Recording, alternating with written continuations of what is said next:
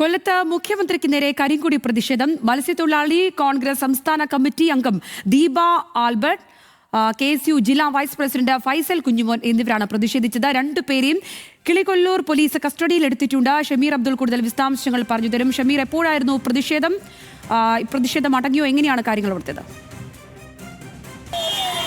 പ്രതിഷേധം ഉണ്ടായത് കൊല്ലം മൂന്നാംകുറ്റിക്ക് സമീപിച്ച് മുഖ്യമന്ത്രി കുണ്ടറയിലേക്ക് പോകും വഴിയാണ് ഇത്തരത്തിൽ കരിങ്കൊടി കാണിച്ചത്.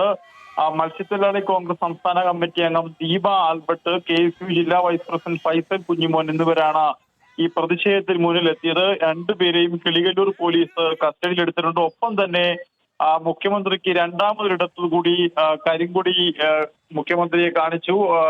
കൊല്ലം മുഖത്തലയിൽ മുഖ്യമന്ത്രി സഞ്ചരിക്കവേ അവിടെയും കരിങ്കൊടി ഉണ്ടായി. യുവമോർച്ച പ്രവർത്തകരാണ് ഇവിടെ കരിങ്കൊടി കാണിച്ചത്. നേരത്തെ മത്സ്യത്തൊഴിലാളികളുടെ മക്കൾക്കുള്ള സ്കോളർഷിപ്പുകൾ മുടങ്ങിയതിലായിരുന്നു യൂത്ത് കോൺഗ്രസിന്റെ കരിങ്കൊടിയെങ്കിൽ യുവമോർച്ച കരിങ്കൊടി കാട്ടിയത് ശബരിമല സ്വർണ്ണക്കൊള്ള കേസിൽ പ്രതിഷേധിച്ചാണ്. ഇത്തരത്തിൽ യുവമോർച്ച പ്രവർത്തകർ മുഖത്തലയിൽ മുഖ്യമന്ത്രിയെ കരിങ്കൊടി കാട്ടിയത്. സംഗീത. ശരി ഷമീർ.